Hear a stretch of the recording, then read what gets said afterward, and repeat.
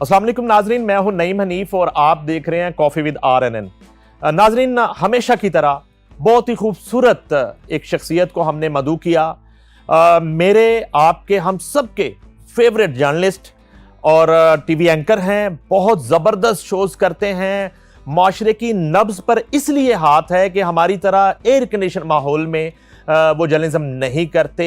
वो हमेशा फील्ड में रहते हैं, वो हमेशा रोड्स पे रहते हैं, वो हमेशा स्ट्रीट्स में रहते हैं, आम आदमी से बात करते हैं, आम आदमी का इशू रेज करते हैं और बहुत से ऐसे इश्यूज जो इनके शोज की वजह से वक्त के हुक्मरानों ने सॉर्ट आउट किए, मुतलका महकमों ने सॉर्ट आउट किए। और मैं समझता हूं कि ये एक इबादत है, ये एक खिदमत खल्क है।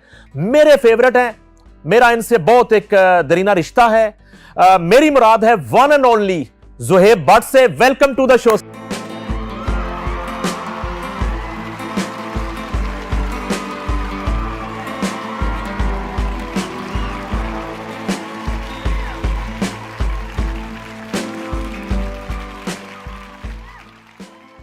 Welcome to the show Bhatt साहब। बहुत शुक्रिया भाई, बहुत शुक्रिया, थैंक यू सो मच। बड़ी खुशी हुई है आपके आने की। मुझे मेरे लिए ऑनर की बात है, आप मेरे बड़े भाई हैं कि आपने मुझे यहाँ बुलाया है और ये इज्जत दी। मैं बड़ी देर से बुला रहा हूँ आपको। मेरी फिर ये नाकामी है, नाअहली है कि मैं आ नहीं सका। अच्छा भट्ट साहब, आज ना जरा थोड़ा सा आपके जो फैंस हैं जी जी मेरे जैसे, उनको जरा बताना है कि बचपन जो है जी जी वो कहाँ गुजरा, पैदाइश कहाँ हुई जी ठीक है और फैमिली का माहौल क्या था शुरू में, जी ठीक है कितने बहन भाई, जी ठीक है, और जरा ये पहले हमारे साथ शेयर करें। बिल्कुल ठीक है। तो आप मेरे वाले साहब को तो जानते ही थे, आप उनके साथ काम कर चुके हैं, सहाफ़ी थे वो। मैं आपका चाचा भी लगता हूँ। आप मेरे चाचा भी लगते हैं, इसीलिए मैं वो मौसम भाई की तरह आपसे पहले आपके फादर मेरे दोस्त थे। जी बिल्कुल ऐसे ही है।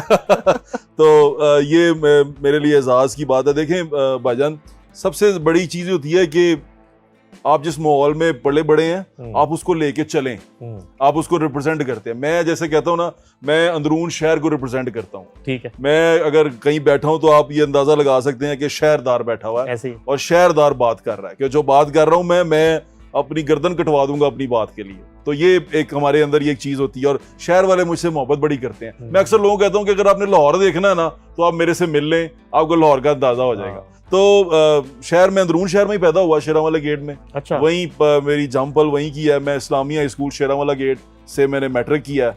और यार चिकड़ छोले वहां के बड़े मशहूर है, शेरेवाला गेट। दीमा हमारा अंकल ही कहता हूँ, दीमे के चिकड़ चने, नदीम उसका नाम। उसके पहले अंकल मुनीर, उसके वाले साहब, वो लगाया करते थे चिकड़ चने। चिकड़ चने की खास बात ये होती है कि वो लकड़ी के उसमें रखते हैं और वो तेल के बगैर पकते हैं। वो पानी में पकते हैं, पानी और काली मिर्च में। पानी आ रहा है रात में। रात ਨੂੰ ਮਿਲਦੇ ਨੇ? ਰਾਤ ਨੂੰ ਨਹੀਂ ਮਿਲਦੇ। ਅੱਛਾ, ਉਹ ਦਿਨੇ ਮਿਲਦੇ ਨੇ। ਉਹ ਪਹਿਲੇ ਕਰਦਾ ਸੀ ਜਲਦੀ, ਲੇਕਿਨ ਫਿਰ ਉਹਨੂੰ ਦਿਨੇ ਮਾਰਕੀਟ ਆ ਗਈ ਨਾ ਉੱਥੇ ਸਾਰੀ, ਤੇ ਮਾਰਕੀਟ ਦੀ वजह तो सारा कुछ खत्म हो गई थी। वो भी अभी आपसे बात करनी है कि वो मार्केट आ गई और हो क्या रहा है वहां पे सारा, उन गेटों के बाहर तबाही मची हुई है। अच्छा जी, जरा घर का माहौल। घर का माहौल, हम 4 बहन भाई हैं। मेरी 2 बहनें हैं, 2 भाई हैं, शादीशुदा है मेरी बहनें। भाई मेरा जो है वो भी अनमैरिड है और जॉब करता है वो।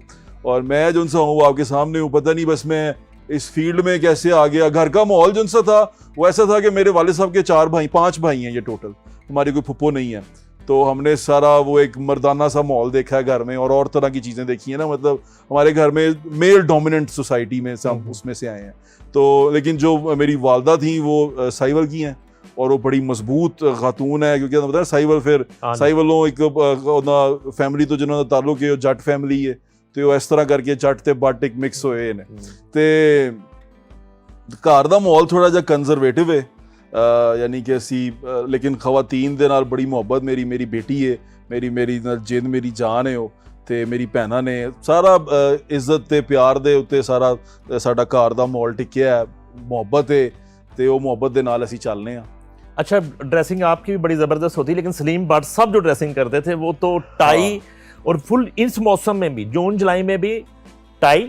ये है कि वो शर्ट जो है वो हाफ स्लीव भी होती थी।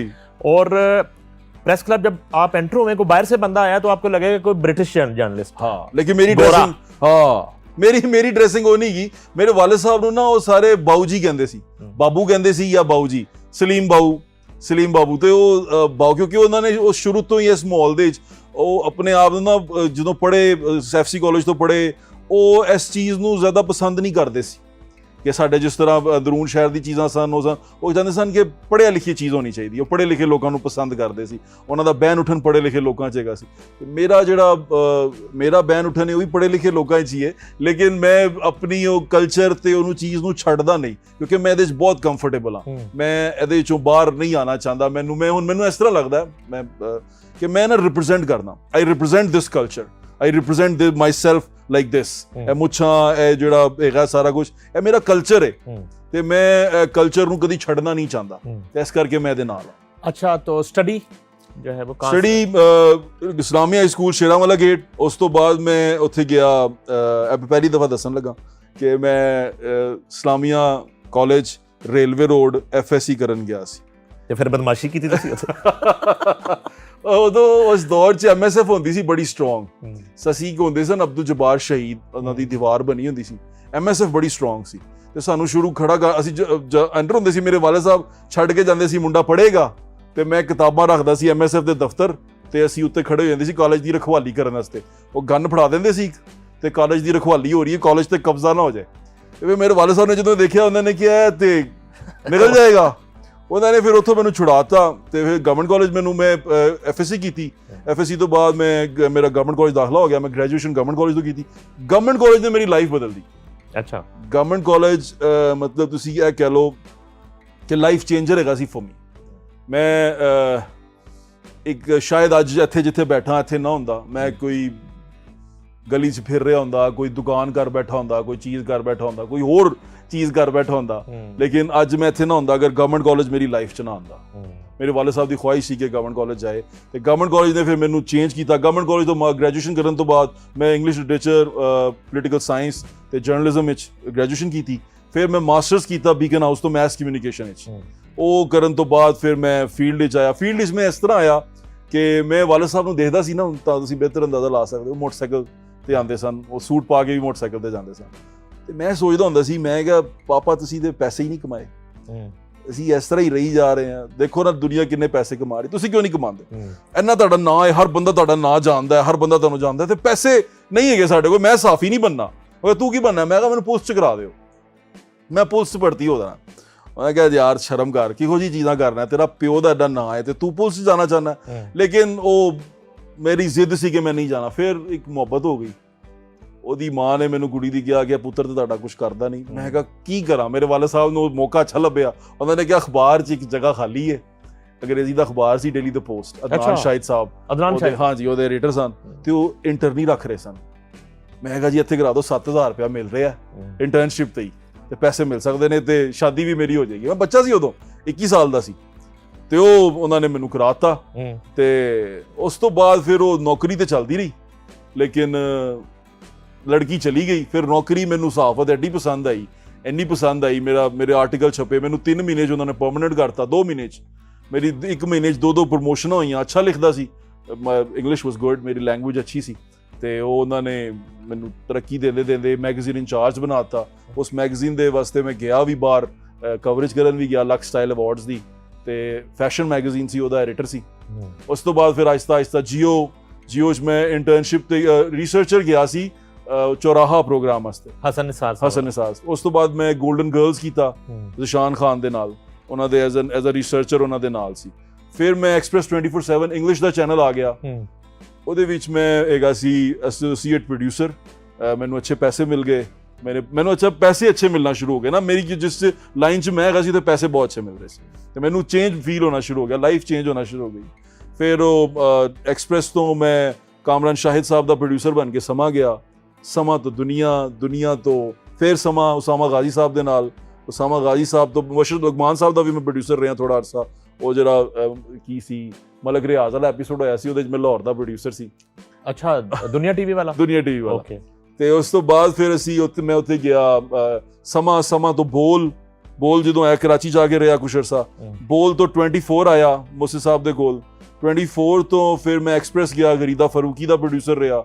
ਗਰੀਦਾ ਫਰੂਕੀ ਤੋਂ ਬਾਅਦ ਮੈਂ ਪ੍ਰੋਡਿਊਸਰ ਬਣਿਆ ਮੁਨੀਜ਼ੇ ਜਹਾਂਗੀਰ ਦਾ ਇਸਲਾਮਾਬਾਦ ਆਜ ਟੀਵੀ ਤੋਂ ਫਿਰ ਮੈਂ ਦੁਨੀਆ ਟੀਵੀ ਲਾਹੌਰ ਨਿਊਜ਼ ਦਾ ਪ੍ਰੋਜੈਕਟ ਆ ਰਿਹਾ ਸੀ, ਉਹਦਾ ਮੈਂ ਡਾਇਰੈਕਟਰ ਪ੍ਰੋਗਰਾਮਿੰਗ ਆਇਆ, ਲਾਹੌਰ ਨਿਊਜ਼ ਦਾ ਸਟਾਰਟ ਕੀਤਾ। ਲਾਹੌਰ ਨਿਊਜ਼ ਤੋਂ ਫਿਰ ਮੈਨੂੰ ਇੱਕ ਨਵੀਂ ਚੀਜ਼ ਮਿਲੀ, ਮੀਆਂ ਸਾਹਿਬ ਦੀ ਮਿਹਰਬਾਨੀ ਹੈ ਕਿ ਉਹਨਾਂ ਨੇ ਮੈਨੂੰ ਮੌਕਾ ਦਿੱਤਾ, ਆਮਿਰ ਮਹਿਮੂਦ ਸਾਹਿਬ ਦੀ, ਕਿ ਉਹਨਾਂ ਨੇ ਮੌਕਾ ਦਿੱਤਾ ਕਿ ਮੈਂ ਟੀਵੀ ਤੇ ਆਇਆ, ਸਕਰੀਨ ਤੇ ਆਉਣ ਤੋਂ ਬਾਅਦ ਫਿਰ ਤੁਹਾਡੇ ਸਾਹਮਣੇ ਹੀ ਹੈ ਕਿ ਸਮਾਂ ਤੁਹਾਡੇ ਨਾਲ ਮੈਂ ਰਿਹਾ, ਮੈਨੂੰ ਮੌਕਾ ਮਿਲਿਆ ਤੁਹਾਡੇ ਨਾਲ ਕੰਮ ਕਰਨ ਦਾ, ਤੇ ਸਮਾਂ ਟੀਵੀ ਤੋਂ ਬਾਅਦ ਪੁਕਾਰ ਕਰਨ ਤੋਂ ਬਾਅਦ ਮੈਂ ਦੁਬਾਰਾ ਸਿਟੀ 42 ਆ ਗਿਆ। ਮੋਹਸਿਨ ਸਾਹਿਬ ਮੇਰੇ ਮੋਹਸਿਨ ਨੇ, ਤੇ ਉਹਨਾਂ ਦੀ ਮਿਹਰਬਾਨੀ ਹੈ ਕਿ ਉਹ ਮੈਨੂੰ ਫਿਰ ਵਾਪਸ ਲੈ ਆਏ। ਮੈਂ ਸਿਟੀ 42 कर रहे हैं, 24 कर रहे हैं। इस्लामिया कॉलेज रेलवे रोड, जी भाई, जिस ज़ुएब सलीम भट्ट को नसीहतें हो रही हैं कि यार बाज आ जा, आज वो ज़ुएब सलीम भट्ट जो है ना वो मुआशरे को, मुख्तलिफ महकमों को, डिपार्टमेंट्स को नसीहतें कर रहा होता है, उनको सुधार रहा होता है। ऐसे ही तो ये तो बिल्कुल एक क्या कहते हैं 180 डिग्री चेंज है। भाईजान देखें, वक्त इंसान को बहुत कुछ सिखा देता है। कोई ना माँ के पेट से कोई मुजरिम निकलता है, ना वहाँ से कोई घर से ही कोई क्रिमिनल बन के आता है। ये चीज़ें मुआशरा आपको सिखाता है आहिस्ता आहिस्ता। वो एक ऐसी जगह थी जो उस दौर में जब हम स्टूडेंट थे, और ये MSF और ये तमाम जो थी यूनियंस ये जब चलती थी, तो एक और तरह का माहौल था। जिस दौर में मैं 2000 की बात कर रहा हूँ, 2001 की, नवाज शरीफ साहब जिला वतन हो चुके हुए थे, मुशर्रफ साहब थे, MSF उसमें थी, क्या कहते हैं, एजिटेशन में थी, हमें पुलिस पकड़ के ले जाती थी, चीज़ें हो जाती थी, तो हम उससे बचते रहते थे। मेरे वाले साहब इन चीज़ों से घबराते थे, लेकिन नौजवान जिनसे ना, जिस आप सोसाइटी में रहते हैं, आप उसके अंदर आगे बढ़ने की कोशिश करते हैं। और स्पेशली हमारे मुल्क में जिस तरह आप ट्रेंड चल पड़े हैं, चीज़ें चल पड़ी हैं, बदमाशी है, उस दौर में भी ये था कि स्टूडेंट लीडर बड़ा ताकतवर होता है, उसकी आवाज़ बड़ी सुनी जाती है। लेकिन घर से जो तरबियत थी, जो थी वो थी कि बेटे इंसानियत को नहीं छोड़ना, इंसान सबसे पहले। तो वो फिर उसकी वजह से वो छोटा सा जो एक स्पार्क था ना इंसानियत का दिल में, उसकी वजह से मैं आगे नहीं गया उस चीज़ में, और मैं खुद को बचा के बाहर आप तो अंदर रह के आए हैं सिस्टम के जी। इस सिस्टम के, क्या स्टूडेंट लीडर्स और ये जो स्टूडेंट तंजीमें हैं इनका मिसयूज भी हुआ? क्यों नहीं हुआ? स्टूडेंट का मतलब होता है पावर। पावर कैसे? स्ट्रेंथ है ना, अवेलेबल है।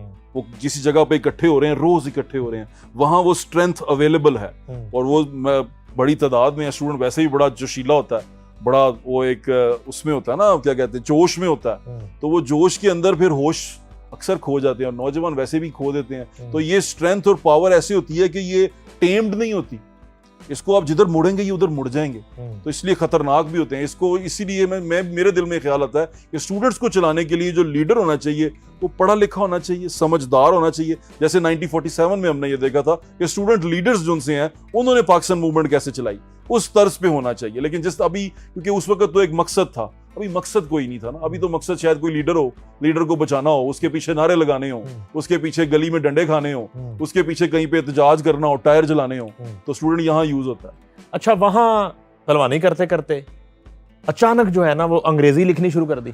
अच्छा, और अंग्रेजी लिखते लिखते एक बड़ी उसमें नफासत और आर्टिकल लिखते लिखते पोइट्री भी करता था। पोइट्री करते करते एकदम से जब आपने माइक पकड़ा तो ऐसे शोबे का इंतखाब किया, ऐसा शो आपने चूज किया जो मेरे ख्याल में सबसे ज्यादा मुश्किल काम है। फील्ड पे जाके काम करना और हर तरह के लोगों का सामना करना और उनको कन्विंस करना, लड़ाई झगड़ा, और हर वक्त जो है ना रिस्क में रहना। तो ये एसी में आप मेरी तरह बैठ के स्टूडियो में शो कर सकते थे। नहीं, आपने खुद रोड पे किया काम, तो आप तो रिपोर्टर हैं। तो ये इसका इंतखाब क्यों किया? यही करना चाहते थे या मौका मिला कि रोड शो ही करना? नहीं, शुरू में भाईजान मैं बड़ा शर्मीला आदमी हूँ, इंट्रोवर्ट हूँ, मैं ज्यादा गैदरिंग में नहीं बैठता, ज्यादा उसमें नहीं रहता, मैं अकेला तन्हाई पसंद आदमी हूँ। तो ये जो इसका इंतखाब किया वो इस तरह हुआ कि जब लाहौर न्यूज़ नया नया आया तो आमिर महमूद साहब ने कहा कि माइक लेके जाओ और माइक जरा लोगों में फिराओ कि ये लाहौर न्यूज़ आ रहा है, जरा नजर पता चले। अच्छा, मैं चला गया माइक लेके। अब माइक लेके लोगों से पूछ रहे हैं, बातचीत कर रहे हैं, जा रहे हैं, तो वो एक शो कंपाइल कर दिया, बना दिया हमने कि ये एक शो। जब हमने प्रेजेंटेशन दी तो उसको भी एक शो की तरह प्रेजेंट कर दिया कि ये भी एक शो है। अब नाम अभी डिसाइड नहीं हुआ था, तो नाम फिर इस तरह डिसाइड हुआ कि जो नवीद काशिफ साहब है उनके MD, उन्होंने ये पसंद किया बनाम तख्ते लाहौर। अच्छा, तो बनाम तख्ते लाहौर शुरू हुआ, और जब मुझे उन्होंने उसमें देखा मियाँ साहब ने, तो उनको वो शो बहुत पसंद आया, मियाँ आमिर महमूद साहब को। उन्होंने कहा यार ये शो तो चलेगा। तो फिर हुआ ये कि जब वो शो चल गया तो वही शो सिग्नेचर शो था लाहौर न्यूज़ का। आपको भी ये पता होगा कि उसी शो ने मुझे भी इज्जत दी, उस शो ने मेरा भी वो नाम बनाया, उस शो ने लाहौर न्यूज़ को भी स्टैब्लिश किया कि वो उस शो की वजह से लाहौर न्यूज़। फिर उसके देखा देखी लोग सड़कों पे निकले, रोड शो बने, उसके देखा देखी यूट्यूबर्स रिपोर्टर बन के दाढ़ी रख के सड़कों पे गए, उसके देखा देखी बहुत सारी चीजें हुई। उस शो के देखा देखी, मैं अपनी बात नहीं कर रहा, मैं शो की बात कर रहा हूँ। लेकिन उस वक्त जो है आपसे पहले कुछ मुल्क में बड़ा शो कौन सा हो रहा था? रोज शो उससे पहले बड़ा शो तो मेरा भाई है, मेरा दोस्त है इकरार, वो कर रहा सरेआम। था सरेआम। अच्छा। लेकिन इकरार का जो शो है उसमें मेरे में ये फर्क था, मैं सोशो पॉलिटिकल करता था। वो एक जो शो करता था वो लोगों के छापे और इस तरह, मैंने छापा नहीं मारा, मेरे बारे में ये बात कर, मैंने छापा मारा है तो किसी MPA पे मारा है और उसको पकड़ के उसके हलके में लेके गया हूँ कि ये आपका काम है, जो आपने करने की जिम्मेदारी उठाई हुई आपने किया नहीं है, मैंने ये किया। इकरारुल हसन के छापे की बात बता दो। जी बता दें, फिर आगे बढ़ते हैं। जी बताएं। मैं जो है ना, वो एक खातून की सालगिरह थी सेलिब्रिटी की, तो वो सालगिरह चल रही थी और पार्टी का माहौल था वहाँ पे और मुख्तलिफ मॉडल्स और सारे बैठे थे। तो मुझे अचानक ही ना, अभी इकरारुल हसन लाहौर शिफ्ट नहीं हुए थे। अच्छा। तो फोन आता तो कहते किधर हो? मैंने कहा कि मैं तो इधर हूँ, ये सालगिरह की पार्टी में। उन्होंने कहा मैं हूँ, खाना खा रहा हूँ लक्ष्मी चौक बट कढ़ाई। अच्छा। तो इधर आ जाओ, मेरे साथ है अपना कामरान अकमल क्रिकेटर और यासिर शामी। अच्छा। और वो भी मेरे दोस्त हैं। बिल्कुल ऐसे ही। तो मैंने कहा आप जो है ना, मैं नहीं आ सकूंगा, आप तीनों ही आ जाएं इधर खाना हमारे। उन्होंने कहा खाना तो अब लगे, कढ़ाई आ गई, वो आपकी तरह वो फूडी है, बट कढ़ाई लौरिया। और बट कढ़ाई खा के वो जब वहां पे पहुंचता है तो मुझे फोन आता है, तो मैं इकरारुल हसन को रिसीव करने नीचे आया हूँ। और नीचे जो है ना, सीढ़ियां उतर के ऊपर एक हॉल है जहाँ पे डांस डूंस भी चल रहा है, और नीचे जो है ना हर तरह का माहौल है और वो लोग बैठे हैं। मैं गेट से इकरार को लेके जब अंदर एंटर होता हूँ लॉबी में, और अब मैंने ऊपर जाना है, तो चीखो पुकार मच गई और कोई गिलास फेंक रहा है, कोई बोतल फेंक रहा है और दौड़ने लग गए। उन्होंने कहा छापा पड़ गया। और मैं आवाजें दे रहा हूं, मैं कहा नहीं वो गेस्ट है, छापा नहीं पड़ा। कोई माने ही ना मेरी बात, और दौड़ गए सारे। कोई दीवार फांग के जा रहा है, कोई गेट से जा रहा है। उन्होंने कहा नहीं छापा ही है। मुझे देख के ये हाल असल में ये इसका होता है, MPMNA इसका होता है। अच्छा। वो समझते हैं शायद पता नहीं की करना आ गया। लेकिन इकरारुल हसन ने मुश्किल काम, बहुत मुश्किल काम किया, हमेशा अपनी जिंदगी को रिस्क में डाला। जी ऐसे ही। और खासतौर पे सिंध में ऐसा शो किया, यहाँ पे किया।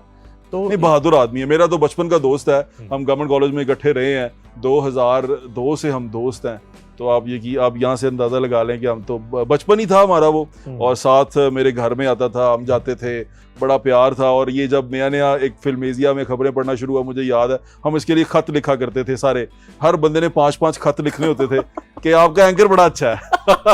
जैसे आजकल कमेंट्स होते हैं। हाँ, जैसे आजकल कमेंट होते हैं। अच्छा। तो हम खत लिखा करते थे कि ये आपका एंकर है, ये बड़ा अच्छा एंकर है, और ये इसको आप दोबारा लेके आए, इसको और चीजें दें, इससे और चीजें करवाएं, ऐसे लिखा करते थे। यारी दोस्ती तो यही होती है ना। फिर एनी भाभी ने खत नहीं पढ़ ले लेकिन उसी बड़े तरीफा खत लिखे ने। अच्छा। लेकिन वो तो साबित किया इकरारुल हसन ने, ऐसे ही साबित किया, बिल्कुल किया। जैसे मियां अमर मेमून ने आप पे ट्रस्ट किया। हाँ। और सलमान इकबाल साहब के बाद फिर सलमान इकबाल साहब ने इकरारुल हसन पे ट्रस्ट किया।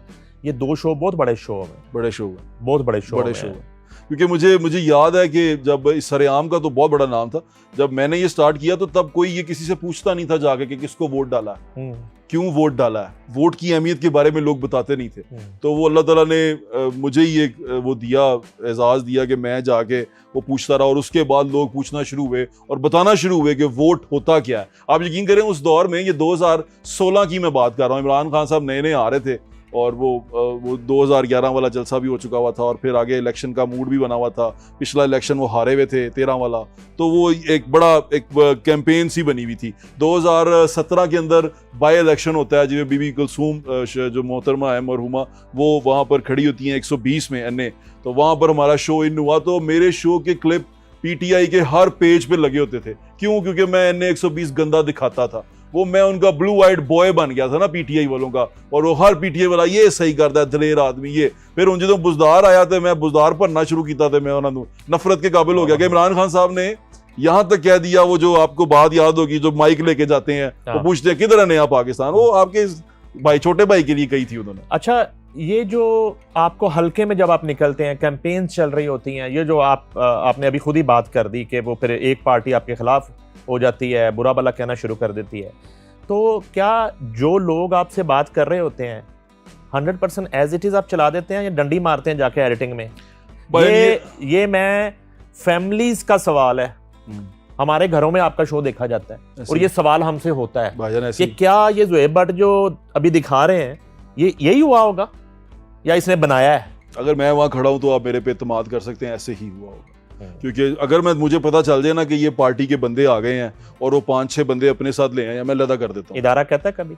इदारा भाईजान मुझे अल्लाह ताला की मेहरबानी रही है मेरे पे कि एक दफ़ा मियाँ आमिर महमूद साहब थे और एक तरफ मोहसिन नकवी साहब थे और एक तरफ अलीम खान साहब थे। अलीम खान साहब के दौर में तो इलेक्शन नहीं मैंने किया, लेकिन मोहसिन नकवी साहब और मियाँ आमिर महमूद साहब के जो दौर में मैं उनके अंडर काम किया, मुझे कंटेंट के ऊपर कभी रोका टोका नहीं किया, ये नहीं करना वो नहीं करना। इवन मुझे याद है मियाँ शहबाज शरीफ साहब सीएम थे और मैं ये शो करता था बनाम तख्ते लाहौर, उनको इस नाम पे भी एतराज़ था, बनाम तख्ते लाहौर पे।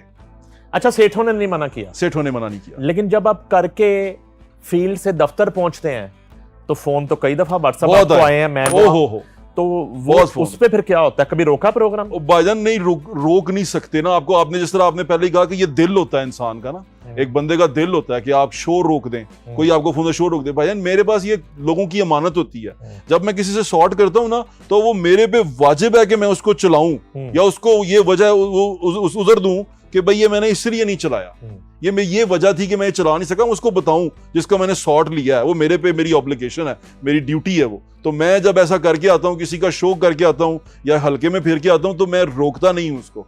उस पर फिर मालक भी मेरे पास नहीं आते मेरे ख्याल से। ना मियाँ आमिर महमूद साहब ने कभी कहा, ना उन्होंने कभी कहा मोहसिन नकवी साहब ने। हाँ, दूसरे चैनल में 2-3 दफा ऐसा हुआ, लेकिन रोका नहीं मैंने रोका नहीं, मैंने चलाया उसको। धमकियां मिलती हैं?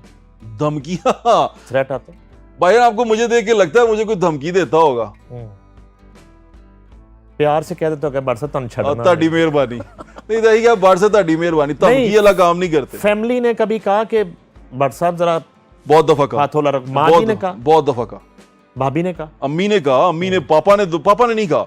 मेरे वाले साहब तो गाली निकाल के आते थे मर्दबंज, तो फिर वो उनकी तरफ से मुझे कभी नहीं हुआ। मेरी अम्मी ने मुझे बहुत दफा कहा ना करे अगर पुत्र, इंज ना करे अगर पुत्र, लोग नाराज हो जाएंगे, तेरे जानी दुश्मन हो जाएंगे, तेरा इंज हो जाएगा, तेरा उंज हो जाएगा। लेकिन भाईजान अब देखें, मौत तो आनी है, अज नहीं तो कल नहीं तो परसों। तो ये मैं मौत बरहक है, कुल नफ्सन ज़ायक़ातुल मौत, और हर जी शय जो जिंदा है शय उसने मरना है। तो मेरा ये ईमान है, तो मैंने ये करना है। मैं आपको इसी खौफ से एक बात बताता हूँ। मैं प्रोड्यूसर था भाईजान, एक चीज़ ऐसी हो गई, मैं उसको भी बता नहीं सकता आपको, लेकिन मैं बता देता हूँ आपको कि हुआ क्या था। तो कुछ फ़ोन आने शुरू हो गए कि तेनू चुक लांगे, तेनू कर देंगे। मैं ना घर में घुस गया, लेट गया, 2 हफ्ते घर में बंद रहा, निकला नहीं घर से बाहर, डर गया ना बहुत ज़्यादा। तो ये मेरी अम्मी ने मुझे ये बात की, मैंने उन्होंने कहा पुत्र बाहर नहीं जाता, की होया, जा बाहर निकल, अंदर क्यों बढ़ के बह गया, परेशान है, की होया। मैं अपनी अम्मी से ना, मेरी दोस्त है, मैं उनसे हर बात करता हूँ। मैंने उनको बताया, मैं कहा इस तरह ना एक चीज़ हुई है, तो कुछ फ़ोन आ रहे हैं इस तरह, मैं उस वजह से घबरा गया हूँ। तो उन्होंने कहा कि पुत्र दे, तू घर रहे हैं, नहाना पे हैं या कितने बाथरूम या पौड़ियाँ उतरना पे, तू डिग गया है, इत्थे तेरी मौत हो जाती है, ते खत्म हो गई कहानी। ते तेरी मौत जिथे भी है ना, तेनू आनी है। तू मौत के डर तो लुक ना, तू मौत के डर तो घर ना वड़ के बह। भाईजान वो बात जब मैंने अपनी माँ की सुनी, फिर मैं निकल गया, शेर हो गया। हाँ, मैं कहा फिर देखी जाएगी। और फिर वो दिन और आज का दिन मैं डरा नहीं। आपको कभी किसी ने ये बात कही है मेरे अलावा कि आप एंकर से ज्यादा अच्छे एक्टर भी हैं? कभी कहा है किसी को, किसी ने आपको? और कभी एक्टिंग की ऑफर हुई है आपको? नहीं, एक्टिंग की ऑफर नहीं हुई कभी, लेकिन कहा आपने है ये। नहीं, आप को अगर मौका मिले तो एक्टिंग कर लेंगे? मैं जरूर करूंगा, बल्कि हम एक फिल्म बना भी रहे हैं। फिल्म बना रहे हैं? फिल्म बना रहे हैं। अच्छा, वो क्या फिल्म है और उसमें आपका रोल क्या है? वो फिल्म मैं बना रहा हूँ, मेरा बड़ा प्यारा दोस्त था, अल्लाह ताला उसे गरीक रहमत करे, अमीर बलाज टीपू। अच्छा, भाइयों की तरह था मेरे छोटे। उसके ऊपर फिल्म बना रहे हैं। मैं और मेरा एक दोस्त है उस्मान रफीक अवान, वो और मैं मिल के हम ये बना रहे हैं। प्रोजेक्ट है, हम ये करना चाहते हैं अपने दोस्त के लिए, उसको ट्रिब्यूट देने के लिए, अपने भाई के लिए। तो इंशाल्लाह वो बनाना, तो उसमें उसका जो रोल है वो मैं करने का सोच रहा हूँ। अच्छा, इस पे मैं आपसे थोड़ी सी बात करना चाहूँगा। जी जी बिल्कुल, आप फिल्म बनाएं, हम इस फिल्म के साथ हैं। जी जी, इसको पूरा सपोर्ट करेंगे।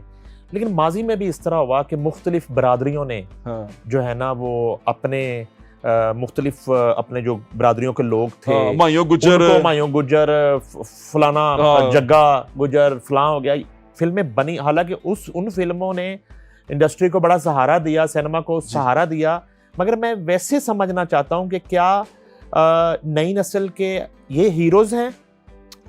भाईजान, ये जो मैं फिल्म बनाने जा रहा हूँ ना, ये समझ लें कि ये एक सबक है।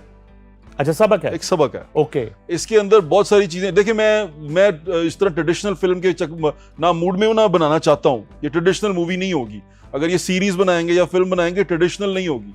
इसके अंदर बहुत सारे एलिमेंट हैं। वो एक बेटा था, एक बाप था, एक दोस्त था, एक भाई था, वो एक शौहर था, उसके बहुत सारे किरदार हैं। उसके अलावा उसके कंधों पे बहुत सारी जिम्मेदारियां भी थी, एक खानदानी दुश्मनी भी थी।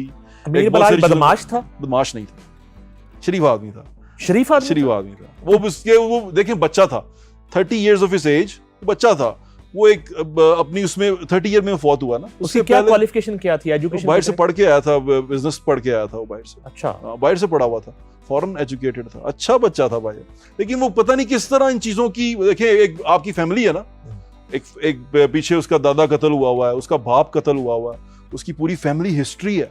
वो एक जंग में पैदा हुआ है, जंग में पैदा हुआ है वो। उसकी एक किसी के साथ झगड़ा है उसकी फैमिली का जंग है उसकी, तो वो एक जंग के अंदर पैदा हुआ बच्चा है। अब उसकी परवरिश कैसे होती है, उसने वो जंग कैसे लड़नी है, उस जंग के अंदर उसने बड़ा कैसे होना है। और ये इसी तरह की बात है कि जिस तरह जो खानदानी दुश्मनियां होती हैं, उन दुश्मनियों के अंदर जो बच्चे पैदा होते हैं, मैंने देखे हैं अक्सर, वो बेचारे बड़े वो होते हैं, पकड़े हुए होते हैं। बुलेट प्रूफ गाड़ी के बगैर आपने कहीं जाना नहीं है, आप निकल नहीं सकते, बगैर गार्ड्स के आप अपने बच्चे बाहर नहीं भेज सकते। मैं बहुत सारे लोगों को जानता हूँ, शहरदार हैं हम, हमें पता है कि ये जो खानदानी दुश्मनियां होती हैं, इसमें आपका बच्चा पढ़ नहीं सकता सही तरह, शहर में रह नहीं सकता। तो ये बड़ी तकलीफ दे चीज होती है। मैं इन दुश्मनियों के हक में नहीं हूँ। मैं मेरी जब अगर कभी ऐसा कभी मुझे मौका मिले तो मेरी कोशिश होती है कि सुलह करवा दी जाए। मोस्टली जगहों के ऊपर, भाई मेरे भाई मोहसिन भाई को भी जानते हैं, हम कोशिश करते हैं कि सुलह करवा दी जाए, चीजों को सॉर्ट आउट कर दिया। लेकिन जहां पर अब दुश्मनी नागुज़ीर हो चुकी है ना, यानी कि वहां दुश्मनी है, किसी के वो नई बात हो रही, तो फिर उसके अंदर कुछ सबक होते हैं, वो सबक सीखने चाहिए इंसान। अमीर बलाज इनोसेंट था आपके? किस तरह इनोसेंट आप कह रहे थे? जे एक जो यानी कि पेंट किया गया कि वो एक चले दुश्मनी ही कैरी कर रहा था, और एक उसको दुश्मनी थी भाईजान, एक को विरसे में दुश्मनी मिल गई। इनोसेंस तो ये होता है ना, अदरवाइज वो एक मासूम आदमी था, बच्चा था भाई, मेरे ख्याल से 30 साल का बच्चा था। वो अपनी दुश्मनी लेके चल रहा था, वो चाहता था उनको मार दे, वो चाहते थे इसको मार दे, ये दुश्मनी तो चल रही थी। कभी आपके सामने ये कहा उसने कि खत्म होनी चाहिए दुश्मनी? बहुत दफा कहा। अच्छा, बहुत दफा कहा। आपने कोशिश की? हमने कोशिश भी की, लेकिन वो भी चाहता था कि इस चीजों को सॉर्ट आउट होना चाहिए, कि ये दुश्मनी जो सी अब, क्योंकि देखें भाईजान अब हम आगे बढ़ रहे हैं, सोसाइटी और तरफ जा रही है। अब हम उस दौर में नहीं है कि दुश्मनियां चलें, लोग चलें। अब डिपार्टमेंट्स भी बहुत सारे इन्वॉल्व हैं, और स्पेशली लाहौर शहर के अंदर तो चीजें उस तरह नहीं है जिस तरह लगती थी। अच्छा, ये फिल्म कहाँ शूट होगी? पाकिस्तान में होगी? और ये लिखेगा कौन, लिखी गई है, और कास्ट क्या सोची है? लिखेगा तो मैंने आपसे डिस्कस किया अभी कि अब मुझे कोई अच्छे राइटर, आपने मुझे एडवाइस भी किया, आपकी रहनुमाई में करेंगे। खलील रहमान कमर से। हाँ, मैं आपकी रहनुमाई में करेंगे, और मेरी आपसे गुजारिश भी है कि आप हमारी हेल्प करें इसमें। हम 2 भाई हैं इसके अंदर, मैं हूँ और उस्मान रफ़ीक अवान है, तो आप हमें गाइड भी करें, क्योंकि आपका तजर्बा भी है इस फील्ड में, हमें गाइड भी करें। और हम इसको कोशिश करेंगे कि नौजवान नस्ल को थोड़ा कुछ सबक भी सीख सकें, और इसके अंदर उसकी जिंदगी कैसी थी वो भी आपको बता। ज़ोएब बड़ छोटी स्क्रीन से बड़ी स्क्रीन पे है। देखें भाईजान, ये वाला जो सा प्रोजेक्ट है ना, अमीर बलाज वाला, ये ना बड़ा very close to my heart. मैंने उसको थोड़ा स्टडी किया ना, उसकी थोड़ी सी चीजें पढ़ी हैं, तो मैं ये चाह रहा था कि इसको ये समझ लें कि ये कोई स्क्रीन पे आना नहीं है, ये एक मैसेज है जो देना है लोगों को, उसके लिए आ रहे हैं बस। और उसके बाद अगर कोई फिल्म जाती है तो वो फिर आप कह सकते हैं छोटी से बड़ी पे। तो अगर आप जो है वो अमीर बलाज का रोल करेंगे तो माइक की जगह गन पकड़ के निकलेंगे? अच्छा, वो गन पकड़ के नहीं निकलता था, उसके गार्ड्स होते थे साथ में, गन्स नहीं पकड़ता था। अच्छा सर, ये बताइए कि टीवी भी कर लिया आपने, उसके बाद सोशल मीडिया जब आपने शुरू किया तो बड़े ताबड़तोड़ शोज आए आपके। जी यस। और वो तो बड़े वायरल और सुपर हिट और कंट्रोवर्सियां और पर्चे, FIR। तो ये रुक क्यों गया काम एकदम से? सोशल मीडिया आपका किधर चला गया?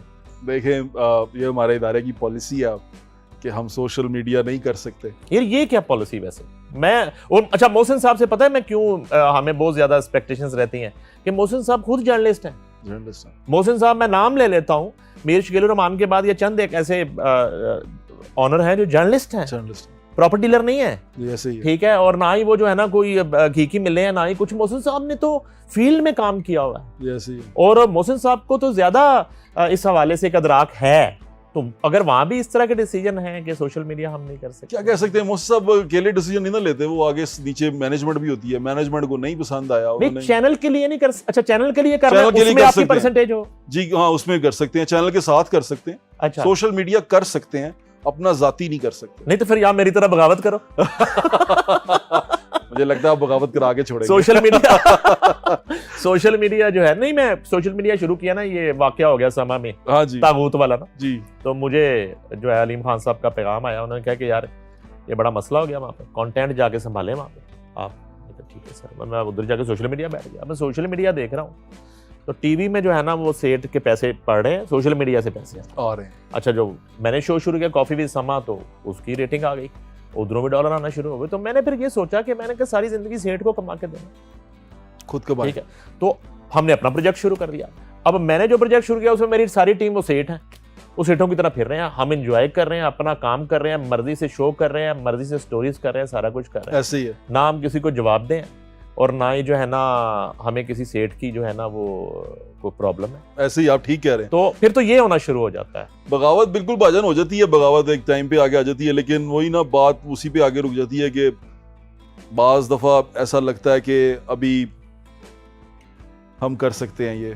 अच्छा, ये जो कुछ एक दो शोज हुए हैं, वो क्या वजह थी, वो कोई प्लान्ड शो था वो जो आपने किया, एक डॉक्टर वाली उमर आदिल वाला कंट्रोवर्सी उमर आदिल में, अच्छा ये रिकॉर्डेड शो था, रिकॉर्डेड। आप पे ज्यादा ये एतराज आया कि आप होस्ट हैं, चले उस वक्त आप नहीं रोक सके या उसको आप जस्टिफाई नहीं किया, आपने क्लैरिफाई नहीं किया, तो बाद में एडिट तो हो सकता था। जैसे उसी तरह की बात है कि जैसे वो कामरान शाहिद के शो में वो सुहेल बड़ाई साहब की वहां पे जो है ना वो सारा करवा दिया जाता है और वो ऑनर भी चला जाता है, ऐसे ही ठीक है भाई। वो असल में होता है ना कि एंकर बन के आपको आपने तो प्रोडक्शन टीम के में तो नहीं है ना, अब आप एंकर हैं, आप अपना काम करके चले गए हैं, तो ये तो प्रोडक्शन टीम के ऊपर होता है कि वो काटे या ना काटे, चीजें देखे या ना देखे, तो वहां पर से भी थोड़ा लैप्स हुआ, लेकिन I take the responsibility as a head of the team. तो मैंने वो रिस्पॉन्सिबिलिटी ली कि ये हमसे गलती हुई और इसको अपलोड किया। उसके बाद हमने पूरा पॉडकास्ट अपलोड नहीं किया और वो प्लान नहीं था। ही वॉज वेरी, उनकी जो गुफ्तगू होती है ना बड़ी, वो शोला बयान है, आपको पता है वो जितने शुस्ता उर्दू बोलते हैं उसके अलावा वो शोला बयान भी हैं। तो वो जिस तरह गुफ्तगू करते हैं, वो तेज हैं, तुंदो तेज जुमले वो देते हैं, तो वो उसमें निकल गया उनसे जो चीज़ें निकलनी थी। उसके बाद उनको भी एहसास हुआ कि ये गलत हुआ है और उन्होंने उसके भी सॉरी किया। मैंने वो पब्लिश किया, मैंने उसके ऊपर सॉरी किया कि मैं पब्लिश नहीं करना चाहिए था एज अ पब्लिशर। मैंने उसको भी टेक बैक किया और मैंने कहा उसको वापस ले लिया, सारी चीज़ें उससे उतार दी। और ऐसा ये जो अब सोशल मीडिया का एक तूफान है, ओह, आप खुद को उसमें फिट समझते हैं, मिसफिट समझते हैं? अच्छा, और आप जिम्मेदार किसको ठहराते हैं? ये जो खास तौर पे एक फैमिली व्लॉगिंग शुरू हो गई है, तौबा। और क्या हम नई नस्ल को मैसेज दे रहे हैं? अब तो 4 साल के 3 साल के बच्चे के हाथ में मोबाइल है, वो सब कुछ देख रहा है, कोई बैरियर नहीं है, कोई रोक टोक नहीं है। तो क्या तरबियत कर रहे हैं कि हम अपनी बहन को बालों से खींच रहे हैं, माँ को थप्पड़ मार रहे हैं, बाप को कॉलर खींच रहे हैं, तजलील कर रहे हैं, और एक टिकटॉक गर्दी उसके अलावा शुरू हो गई है। हर टिकटॉकर पे आधी दर्जन पर्चे हैं, किसी पे 1 दर्जन पर्चे हैं, किसी पे 1.5 दर्जन पर्चे हैं। ये जो व्हाट्सएप बताएं। इसके जिम्मेदार मैं मेन स्ट्रीम मीडिया को समझता हूँ। मेन स्ट्रीम मीडिया जब आया, डिजिटल हुआ, तो मेन स्ट्रीम मीडिया ने सिर्फ व्यूज लेने, क्योंकि उनको नजर आ रहा था कि इनके व्यूज आ रहे हैं, उन्होंने उनके व्यूज लेने के लिए उनको हाईलाइट करना शुरू कर दिया, उनको मेन स्ट्रीम पे बुलाना शुरू कर दिया, उनकी खबरें देना शुरू कर दी, उनके बारे में बताना शुरू कर दिया। वो अननोन से लोग थे, वो अननोन से नोन हो गए। आप यकीन माने, अभी भी कितने ऐसे बड़े यूट्यूबर्स हैं पाकिस्तान के अंदर जो मेन स्ट्रीम मीडिया पे नहीं ना आए, तो हम उनको जानते नहीं हैं। मुझे किसी ने एक बंदे से मिलवाया, कहता है इसके 2 मिलियन फॉलोअर्स हैं और ये इतने पैसे कमाता है। मैं कहा, मैं तो इसको पहली बार देखा, क्योंकि उसको मेन स्ट्रीम मीडिया बुला नहीं रहा था। जिसको मेन स्ट्रीम मीडिया ने रिपोर्ट किया, जिसके बारे में मेन स्ट्रीम मीडिया ने बताया, हमें भी मेन स्ट्रीम मीडिया से पता चला। कुछ बाशऊर लोगों को भी मेन स्ट्रीम मीडिया से पता चला, फिर जो जुबान रखते थे उनको भी मेन स्ट्रीम से पता चला। फिर उन्होंने उसको देखा कि ये करता क्या है, और जब उसको देखा कि वो क्या करता है, फिर शर्मिंदगी हुई हमें अपने आप में कि हमने किन लोगों को प्रमोट कर दिया। देखें भाईजान, हर बंदे को नहीं, आप अब हर बंदा कहे कि मैं माइक पकड़ूंगा और मैं एंकर बन जाऊंगा, जाके नहीं बन सकता भाईजान। एक प्रॉपर ट्रेनिंग होती है, एक इंसान के अंदर भी चीज होती है। दूसरी बड़ी बात भाईजान, रिस्पॉन्सिबिलिटी होती है। अब आप ये काम कर रहे हैं, आप पे रिस्पॉन्सिबिलिटी है। वो रिस्पॉन्सिबिलिटी ये है कि आपको लोग देख रहे हैं, आपको बच्चे देख रहे हैं, आपको फैमिलीज देख रही हैं, आपके मुंह से निकली हुई गलत बात उन्होंने अडॉप्ट कर ली, आप जिम्मेदार हैं। ये बिल्कुल ऐसे ही है कि जिस तरह पहला कत्ल हुआ था और उसके बाद जितने कत्ल हुए उसका गुनाह उसको भी जाएगा जिसने पहला कत्ल किया था। तो ये इसी तरह है, अगर आपके देखा देखी किसी ने गुनाह किया, किसी ने बुरी बात की, माँ बाप का एहतराम नहीं किया, बहनों की इज्जत नहीं की, वो आप पे जानी है कि अगर वो आपके देखा देखी हुआ। और हम ऐसे लोगों को प्रमोट करके अपनी सोसाइटी को खराब कर रहे हैं। देखें, ये लोग पढ़े लिखे नहीं है भाईजान, इन लोगों को पता नहीं है कि मीडिया है क्या, इनको ये नहीं पता कि ये पावर क्या है। इतने सारे लोगों का देखना, यही तो ताकत होती है कि आप एक दफा बोलें और लाखों लोग देख लें। ये ताकत है, ये ताकत है भाईजान कि आपका पैगाम लाखों लोगों में एक सेकंड में चला जाए। तो आपको ऐसे लोगों को, स्पेशली जिनके पास ये ताकत है, उनको देखना चाहिए कि वो ताकत का इस्तेमाल गलत तो नहीं कर रहे, वो सोसाइटी में बिगाड़ तो नहीं पैदा कर रहे भाईजान। तो ये ऐसे ही है कि एक फाहिशा हो, गलत औरत हो, बदकार औरत हो, वो मशहूर हो, बेशुमार मशहूर हो, और वो फिर आहिस्ता आहिस्ता मशहूरी की वजह से आप कहें कि ये जितनी शोहरत है ये इज्जतदार भी है। ऐसे तो नहीं हो सकता। इज्जतदार हो, इज्जत कमाने में और शोहरत कमाने में फर्क है। इन लोगों ने शोहरत तो बहुत कमा ली है, लेकिन इज्जत कमाने से ये थोड़े से महरूम रह गए हैं। ये जो हरकतें करते हैं, जिस तरह की बातें करते हैं, जिस तरह की ये घरों में इनकी बातें जाती हैं, ये बड़ी तकलीफ दें। फिर आप, अगर मैं इनके बारे में बात करता हूँ, ये नेगेटिव प्रोपेगेंडा शुरू कर देते हैं, मेरे बारे में शुरू कर देते हैं। इन्हीं के कोई इनके वो रखे हुए ट्रोल्स रखे हुए इन्हीं व्लॉगर्स के, क्योंकि ये सोशल मीडिया से हैं, इनके पास एक ताकत है। वो मेरे बारे में बातें करना शुरू कर देते हैं, मेरी किसी कई भी बात को वो डिग्रेड करना शुरू कर देते हैं, उसको रिपोर्ट करना शुरू कर देते हैं, ये काम शुरू कर देते हैं। किलो किलो जेली सोना पाके फिर जा रहा जी, किलो किलो जेली सोना। अब देखें ना, ये भी एक अलमिया है हमारी सोसाइटी का। अलमिया क्या है कि उसको पता है उस शख्स को कि लोग पैसा देख के देखते हैं। हमारी सोसाइटी का ये हमारी सोसाइटी का चेहरा है कि हम बड़ी गाड़ी देखते हैं, गाड़ी के अंदर बैठे हुए शख्स का किरदार नहीं देखते। ਵੱਡੀ ਗੱਡੀ ਦੇਖਨੇ ਆ ਅਸੀਂ, ਪਿੱਛੇ 10 ਗਾਰਡ ਦੇਖਨੇ ਆ, ਉਹ ਬਾਅਦ ਪਤਾ ਚੱਲਦਾ ਹੈ ਗੱਡੀ ਵੀ ਰੈਂਟ ਦੀ ਸੀ, गार्ड भी रेंट दे सन। लेकिन हमने गाड़ी देख ली और वो गाड़ी देख के वो व्यूज हर बंदे के मुंह पे उसका नाम आ गया। अब वो काशिफ ज़मीर तो हर महीने बड़ी बाकायदगी से जेल जाता है वो बेचारा।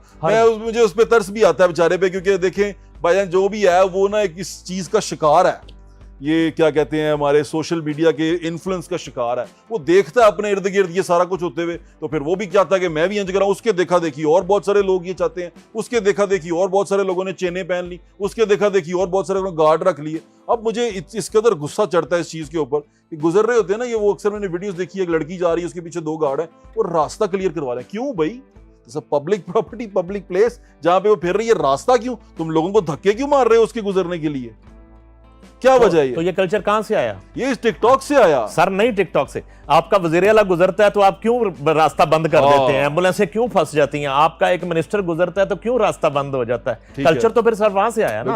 अगर उनके साथ डाले चल रहे हैं तो रास्ते और सिग्नल बंद किए जा सकते हैं, तो टिकटॉकरों के साथ 4 गनमैन उन्होंने बंद करने शुरू कर दिया। अब तो वैसे वजीर आला भी टिकटॉक को बड़ा पसंद करती हैं, वजीर आला ने भी टिकटॉक अकाउंट बनाया हुआ है, और वजीर आला के स्पेशल लोग हैं जो वजीर आला के साथ जाके, हर वजीर आला, हर बड़ा वजीर, यार वजीर आला दी अंगूठियां तो असली ने ना, कम से कम उनकी चेनें तो असली है ना, उनके बैग भी असली है ना, very very very expensive bags. तो वो सारा कुछ असली है, ड्रेसेस भी असली हैं। तो लेकिन वो एक कल्चर प्रमोट हो रहा है, लेकिन उसके साथ साथ वजीर आला जफ्फियां भी डाल रही हैं, गरीबों को मिल भी रही हैं, वो कल्चर भी प्रमोट हो रहा है। कंपैरेटिवली आप तो फिरते हैं फील्ड में फिरते हैं। चलें, वजीर आला का जिक्र हो गया, तो आपने परवेज अलाई का दौर भी कवर किया, इस लाहौर को, पंजाब को, आपने उस्मान बुज़दार का दौर भी कवर किया, और अब मरियम नवाज का दौर भी कवर किया। तो जरा कंपैरिजन कर दें।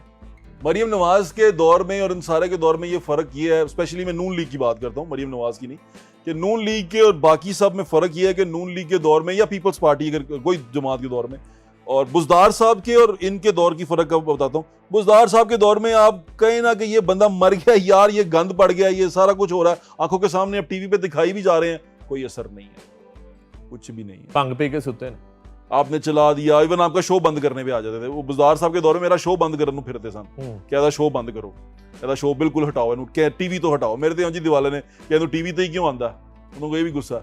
तो ये अब जो दूसरा मरियम नवाज के दौर में ये है कि अगर आप चला देते हैं ना तो उसके ऊपर थोड़ी सी हलचल हो जाती है, फौरन गाड़ियां पहुंच जाती हैं वहां पे, फौरन वहां पे काम शुरू हो जाता है, फौरन वहां पे चीजें होना शुरू हो जाती है। तो लोग मुझे कहते हैं आगे एक दफा साडा काम भी करवा जा, आगे एक दफा साडा दिखा जा, क्योंकि यहाँ पर जो दिखता है वो बिकता है। हमारा शो करने का मकसद इस्लाह होता है, और हम चाहते हैं कि वो जो कमियां हैं, कोताहियां हैं, उस पे फौरी तौर पे मुतलका महकमे एक्शन ले और हुकूमत काबू पाए उस पे। मैं करता ही हम इसलिए शो करते हैं, हम इसी बेस पे करते हैं, क्योंकि जब मैं शो करता हूं तो मैं रेलेवेंट इदारों को ऑन बोर्ड लेता हूं।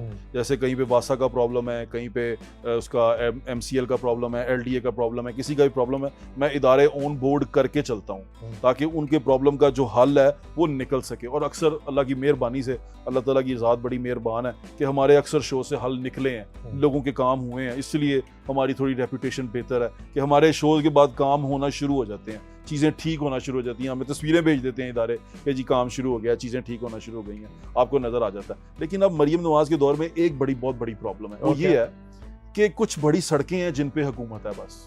मसलन जेल रोड है, मसलन मॉल रोड है, मसलन फिरोजपुर रोड है, जिन पे हुकूमत है।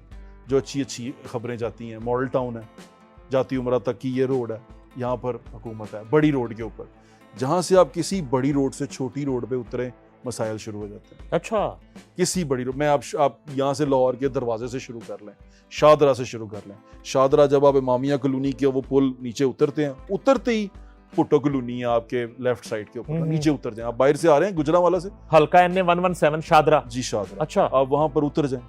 वो NA PP 145 है, NA 117 है। मैंने इतवार को शो किया और चलना भी है। अच्छा, पानी पीने का नहीं है, पीने का साफ पानी मैसर नहीं। ये कैसे हो सकता है? बुनियादी हकूक हैं इंसान साहब, हल्का NA 117 क्या हो गया है? दिखाया मैंने, और मिनिस्टर साहब का हल्का अलीम खान का मैंने दिखाया। पानी पीने का पानी नहीं है, पीने का पानी नहीं है भाई, वो तो दिखाया। उन्होंने तो वोट लिया कि इसको हल्के को जन्नत बना दिया। और उनकी डॉक्यूमेंट्रियां आई हैं कुछ अरसा पहले ये कि रोडें बन गई और शाहदरा का तो नक्शा चेंज हो गया। इतवार को शो चलना, मैं किसी के बारे में कुछ नहीं कह रहा, इतवार को शो चलना, आप वो शो देख लीजिएगा। यार इन लोगों ने 2.25 लाख वोट दिया है उनको भाईजान, और 2 महीने से लोगों के घरों के आगे से सड़कें उखेड़ के छोड़ गए हुए हैं, पाइप वहीं पे छोड़ गए हैं। बारिश हुई है, जहां गड्ढा खोदा हुआ था वो कुआं बन गया, लोगों के बच्चे गिर रहे हैं उसमें, बच्चे जख्मी दिखाए हैं भाईजान। मैं ये नहीं कह रहा कि मैं कोई कहानी सुना रहा हूं आपको, मैंने दिखाए हैं। माई अम्मा जी के हाथ पे जख्म, ब्रूजेस, उनके हाथों पे या चोटें लगी, खुले गटर है, खुले गटर नहीं, खुले होल है। और जो गटर डले भी हैं वो कहते हैं ये गैर मेयारी डाले हुए हैं। अब ये भाईजान ये चीजें दिखाने वाली हैं जो मैं दिखा रहा हूं। आप MNA साहब को फोन कर देते, मिनिस्टर साहब को एक फोन कर देते। मेरे ख्याल से उनको बताना बड़ा जरूरी है, उनको बताया नहीं जा रहा, उनको दिखाया नहीं जा रहा हल्के की हालत क्या। और ये हल्के आप जब शहर से गुजरना शुरू करते हैं, आगे जाना शुरू करते हैं, यही हालात हैं। नहीं, ये बताने के लिए रैली निकालना पड़ती है या लॉन्ग मार्च होता है लाहौर से? एक फोन पे ही आपने करना होता है ना। अगर आप 2-4 फुटेजेस उनको फोन पे भेजते हैं या फोन करते हैं तो वो रिस्पॉन्ड नहीं करते आपको? भाईजान पहले करते थे, अब नहीं करते। क्या पुरानी चीजें उखेड़ रहे हैं आप। ये आप एक 117 का जिक्र कर रहे हैं जी, 117 और हल्के डिस्कस करें। हाँ, इन दिनों कहाँ फिरे हैं आप लाहौर में? मैं मरियम नवाज के हल्के में फिरा हूँ। उधर क्या हालात हैं? उधर एक वो रोड थी नश्तर, उसके नश्तर पार्क के नश्तर कॉलोनी है उसके बिल्कुल सामने। हाँ। उस रोड के ऊपर हमने शो किया और मेरे ख्याल से मैंने उनके PSO को भेजा और दूसरे तीसरे दिन उन्होंने मुझे रिपोर्ट भेज दी कि काम हो रहा है और सड़क बननी शुरू हो गई और सड़क बन गई थी। अच्छा, गुड। हाँ, अच्छा, यानी कि आपका ये कहना है कि मरियम नवाज जो हैं CM पंजाब, वो फील्ड में निकलती हैं, उनको शौक भी बड़ा है चाचा की तरह। बिल्कुल, वो जाती हैं ग्राउंड पे चीजें देखने, तो उनको सब अच्छा दिखाया जाता है। उन रोड्स पे ले जाते हैं जहाँ पे पानी नहीं खड़ा, और इसीलिए डूबा हुआ जौहर टाउन नहीं दिखाते, डूबी हुई शाहदरा नहीं दिखाते, डूबा हुआ शाहदरा नहीं दिखाते, ये आप कह रहे हैं। और मैं इसीलिए कहता हूँ कि मैं हुक्मरानों की आंखें और कान हूँ, मुझे देखें और मुझे सुने कि मैं आपको लोगों की आवाज पहुंचा रहा हूँ। ये आपके वोटर हैं, आपके लोग हैं, इनकी आवाज सुने। और अब जो आपने NA 117 के उनके MNA साहब का जिक्र किया, मेरे ख्याल से उनको भी ये देखना चाहिए और अपने लोगों से पूछना चाहिए कि ये क्या कर रहे हो हल्के में।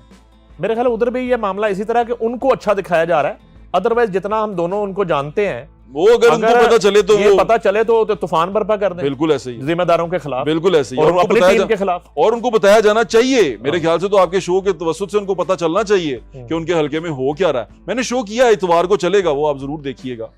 बट सब जितना आप ग्रास रूट लेवल पे जाके बात करते हैं और आपकी फिंगर टिप पे होता है कि इस हल्के दा रिजल्ट की है, आ कुछ भी जाए आपको पता होता है। क्या पूछना चाहता है? नहीं, मैं वो नहीं पूछना चाहता। 45-47 ना पूछिए। नहीं, वो मुझे बहुत पता है।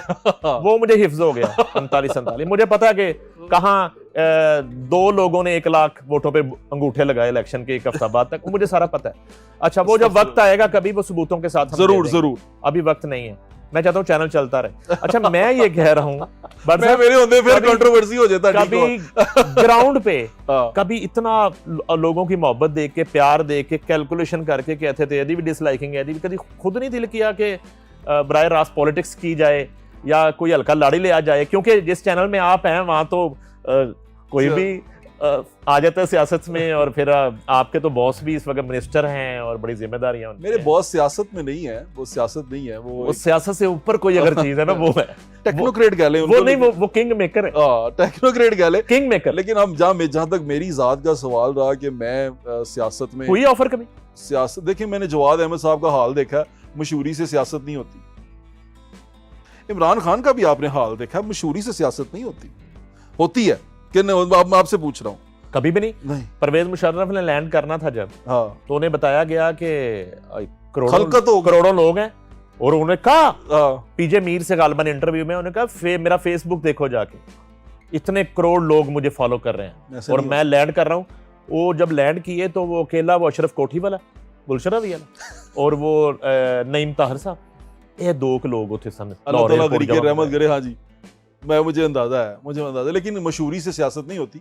पाकिस्तान में सियासी का ट्रेंड ये है कि खर्च दे किन्ना हो। हमारे लोगों का प्रॉब्लम है ये, हम जो पैसा इलेक्शन हो रहे होते हैं ना, तो हम सोचते हैं, आवाम ये सोचते हैं कि यह दिहाड़ी लाने का बेहतरीन मौका है, 25,000 का वोट बेच के रहा है, 10,000 का वोट बिक रहा है, बेच दो, बाद में रोते रहते हैं। कासिम और सलमान पाकिस्तान आ रहे हैं, करण अर्जुन आ रहे हैं, हाँ करण अर्जुन आ रहे हैं, मेरे करण करा लेंगे अब्बा जी को। मैं कह रहा था कि आज तक मैंने नहीं कभी देखा कि हमजा शहबाज और सलमान शहबाज ने अपने अब्बे को कभी बचा लिया हो। कभी बिलावल ने, आसफा ने और बख्तावर ने अपना अब्बा बचाया हो, बेनजीर भुट्टो ने अपने बाप की लेगेसी बचाई है, बेनजीर भुट्टो ने बचा ली। हाँ। अब कासिम और सलमान जो कभी यहाँ आए नहीं है, कभी उन्होंने देखा नहीं है, और वोट टेकिंग में नहीं आने की इजाजत थी। वो ये मिसालें मैं उनकी देख रहा था, फवाद चौधरी साहब इंटरव्यू दे रहे थे, मैं उनकी मिसाल सुन रहा था। वो कहते हैं कि ये जमाइमा ने इनको तैयार किया है, ये वहां से तैयार यानी कि कपड़े पहना के तैयार, यूनिफॉर्म तैयार की था, स्कूल चले ने वो। मैं ही सोच रहा ना कि एक यहूदी के घर में परवरिश पाने वाले वो अब मुसलमानों को लीड करेंगे, ऐसे होने जा रहा है ना, यही होने जा रहा है मुझे तो लगता है, या यही सोच रहे हैं ये। हम तो किताब में कुछ और पढ़ते हैं ना, यहूद और नसारा हमारे दोस्त नहीं हो सकते, कभी हमारे वेल विशर नहीं हो सकते, हमें ये पता है। तो ये सोच रहे हैं कि करण अर्जुन आएंगे, आके ठाकुर को मारेंगे और आके अपनी वालदा का इंतकाम लेंगे और अब्बा जी आजाद कराएंगे। ऐसी ये कहानियां हैं, ये अलिफ लैला की कहानी। असल में इनको ऐसा लगता है इन्होंने हर मंजन बेचा है, पाकिस्तान तहरीक इंसाफ ने हर मंजन बेचा है, पॉसिबल मंजन, एस्टेब्लिशमेंट का मंजन हो, इलेक्टेबल्स का मंजन हो, वो ऐसी गुड गवर्नेंस का मंजन हो, हर मंजन बेच लिया और उन्होंने अब मूर्सी मंजन भी बेचना है। ज़ुहैब साहब, आप फील्ड में रहते हैं, लोगों में रहते हैं, मासिस में रहते हैं, नब्ज पे आपका हाथ रहता है। इमरान खान का वोट बैंक इंटैक्ट है, लोग आज भी इमरान खान के साथ हैं, ये सब कुछ होने के बाद, इतने केसेस खुलने के बाद, इतने राज जो हैं वो आश्कार होने के बाद, जब वो ईरान इसराइल जंग में एक ट्वीट ना करे नेतन्याहू के खिलाफ, इंडिया पाकिस्तान जंग में वो मोदी के खिलाफ एक सिंगल ट्वीट ना करे, और 190 मिलियन पाउंड, और उसके बाद जो है ना आप घड़ियां बिक गई, इद्दत में नकाह हो गए, फॉरेन फंडिंग, अल कादर ट्रस्ट और उस्मान बुज़दार और फरा गोगियों की कहानियां जहाज भर के डॉलरों के बाहर चले गए, उसके बाद भी लोग इमरान खान के साथ हैं। इमरान खान के साथ नहीं हटते। आप इमरान खान के वोटर से मिले कभी? आप किसी एक वोटर को इमरान खान के आप जरा जरूर मिलें, उनसे बात करें, आपको पता चलेगा कि वो इमरान खान से मोहब्बत से ज्यादा इन लोगों से नफरत करते हैं। अच्छा, ये नफरत का वोट है जो खान साहब के हक में जा रहा है, नफरत का। उन लोगों को शायद खान से मोहब्बत ना हो, लेकिन उनको इनसे नफरत जरूर है, वो इनसे नफरत करते हैं, उनको प्यार नहीं है इनसे, और उनके खिलाफ जो भी उठेगा वो उसको वोट डाल देंगे। ओके, तो ये प्यार नहीं है, इसको आप वो ना सोचें कि ये वो है कि खान साहब कुछ भी कर रहे हैं। वो कहते हैं कि इनके खिलाफ तो बोलता है ना, इनको मारता तो है ना, इन्होंने कुछ कहता तो है ना। आपको याद होगा यहाँ पर जब पीपल्स पार्टी और नवाज लीग, जो उस वक्त मुस्लिम लीग थी, उस वक्त वो कौन सी जमात थी, ये 9 सितारे और वो इस तरह की चीजें बनी थी, तो ये उस वक्त भी नफरत थी जो पीपल्स पार्टी के खिलाफ थी। उस नफरत में लोगों ने उस जमात के साथ मिलकर वोट डाला। हमारा प्रॉब्लम ये, हम नफरत में ज्यादा वोट डालते हैं, हम कारकर्दगी कोई ऐसी चीज नहीं देखते, हम कहते हैं एनू कुटो, एनू मारेगा, एनू कुटेगा तो मैं तेरे नाल हाँ। बट सब नफरत से एक मुझे नफरत याद आई है, हाँ, रियासत के खिलाफ नफरत, हाँ, मुल्क के खिलाफ नफरत, पैदा की पाकिस्तान के इदारों के खिलाफ नफरत, और वो फैलाने वाले जो हैं दर्जनों यूट्यूब चैनल्स बंद हुए हैं। हाँ, और वो आप लिस्ट आपकी नजर से गुजरी है, तो आप समझते हैं कि मेरिट पे ही बंद हुए हैं सारे? बिल्कुल मेरिट पे बंद हुए हैं भाईजान। मैं मेरे ख्याल में बिल्कुल पहले बंद हो जाने चाहिए थे, इससे बहुत पहले बंद हो जाने चाहिए थे। एक आपके दोस्त भी हैं, मैं उनकी बातें सुनता हूँ और मैं उनको जानता भी बहुत अच्छी तरह। झूठ पे झूठ, इस तरह झूठ बोलते हैं, यानी कि कई बातों का तो मुझे भी पता है, मैं कई चीजों में विटनेस भी हूं, और वो झूठ बोल रहा है शख्स, और उसको पता है कि ये मैं झूठ बोलूंगा तो मेरे व्यूज थले मिलियन ते जाएंगे, मैं झूठ नहीं बोलांगा तो किसी ने थुकना भी नहीं। तो ये इस तरह इन लोगों की लॉयल्टी मुल्क के साथ नहीं है, डॉलर्स के साथ है। इनकी लॉयल्टी इमरान खान के साथ भी नहीं है, डॉलर्स के साथ है, क्योंकि इनको पता है कि हम ये बोलेंगे तो मिलियन व्यूज आएगा, मिलियन व्यूज बजेगा, ओवरसीज दा वजे, जिदा भी वजे, सानू डॉलर टिकणगे। ये पूरी लिस्ट का यही हाल है जो बैन हुए हैं? पूरी लिस्ट में मोस्टली तो मैंने देखे हैं ऐसे ही हैं। इनसे मुझे कोई अच्छी उम्मीद नहीं थी, क्योंकि ये लोग ऐसे काम कर रहे हैं। देखिए मैं बार बार कहता हूँ भाईजान, social media is a power and you should know how to use it. अगर आप बांदर को दे देंगे ना माचिस, तो उन्हें जंगल साड़ना ही जाए, तो बांदर के हाथ च उस तरह बढ़ा दो कि उन्हें गन लाना ही है, तो इन्हों फिर संभालो इन्हों। उसमें हबीब अकरम पे थोड़ा मुझे था कि वो एक हबीब अकरम अच्छे आदमी, बैलेंस आदमी, न्यूट्रल आदमी है, और वो पढ़ा लिखा हबीब अकरम साहब मेरे तो उस्तादों में से हैं, मेरे बड़ों में से हैं, लेकिन मैंने हबीब अकरम साहब को ये देखा कि हबीब अकरम साहब भी मोहब्बत बहुत करना शुरू हो गए फिर खान साहब के साथ, बहुत ज्यादा। और उस मोहब्बत या नफरत, कुछ भी कह सकते हैं। मैं हबीब साहब के बारे में पर्सनली जानता हूं, मुझे ऐसा लगता है कि उनकी मोहब्बत बहुत बढ़ गई उधर। एक मोहब्बत बहुत बढ़ गई, दूसरा मुझे ऐसा लगता है अब इख्तलाफ हो सकता है इससे, कि हबीब साहब जिनसे हैं वो चीजों को किसी और तरह देख रहे थे। उनको लग रहा था कि शायद ये बात ठीक हो रही है, लेकिन बाज दफा इंसान को लगता है कि ठीक है, वो ठीक नहीं होता, दूसरे लोगों को ठीक नहीं लग रहा होता, तो वो मुझे ऐसा लगता है कि ऐसा होगा। बट साहब एक और इशू जो लोग आपसे डिस्कस करते होंगे, जैसे लोगों के साथ बाज़ पुलिस की तरफ से ज़्यादतियाँ हो रही होती हैं, एक आम आदमी है जिसकी एक्सेस नहीं है, कोई सिफारिश नहीं है, उस पर झूठे मुकदमे हो जाते हैं और वो उसमें फंस भी जाता है। कितने केसेस आपके सामने आते होंगे। फिर क्राइम इतना ज़्यादा जो है वो कत्ल व गारत और रेप केसेस, और ये तमाम CCD एक महकमा बना है और बड़ी ताबड़तोड़ कार्रवाइयाँ हो रही हैं, और अभी तक तो जो है ना उसको अप्रिशिएट किया जा रहा है उनकी कार्रवाइयों को। लेकिन साथ ही साथ वो जो बिलों में घुस गए हैं वो जाके सोशल मीडिया को यूज कर रहे हैं अब, और उन्होंने उसको ना मुतनाज़ा बनाने की एक कोशिश शुरू कर दी है, कैंपेन लॉन्च कर दी है। आपने फील किया? जी मैंने भी किया। तो जरा इस पे रोशनी डालें कि अब तक जो CCD काम कर रही है, क्योंकि बट साहब कोई इनकाउंटर होता है ना आपसे छुप सकता है ना मुझसे छुप, हमें पता होता है, ज़ुएब भट्ट को पता होता है असली है नकली है। अच्छा, उसमें फिर अब हम ये सोचने पे मजबूर होते हैं कि ये जो मरने वाला है इसने किया क्या था। इसने जो है वो बेटे के सामने मां को रेप कर दिया था, भाई के सामने बहन को रेप किया था, इसने इतने कत्ल कर दिए थे। जब इस तरह का कोई करैक्टर जो है वो पार लगाया जाता है तो फिर हम उस बहस में जाते ही नहीं। आप ठीक कह रहे हैं। ठीक है, देखिए भाईजान, मैं आपको इसका जवाब देता हूँ। एक तो CCD डिपार्टमेंट बना, ये ऑर्गेनाइज क्राइम यूनिट को हटा के जी ये बनाया गया, पूरे पंजाब में लागू किया गया। इसमें एडिशनल IG साहब आए, सुहेल जफर चट्टा साहब। सुहेल जफर चट्टा साहब का तारुफ ये है कि मेरे उस्ताद हैं, वो गवर्नमेंट कॉलेज से, अच्छा, इंग्लिश डिपार्टमेंट में थे, और मुझे थोड़ा सा शर्फ हासिल है कि मैं उनसे पढ़ा हूँ, मेरे उस्ताद हैं। तो मैंने उनको बड़ा जेंटलमैन पाया हमेशा।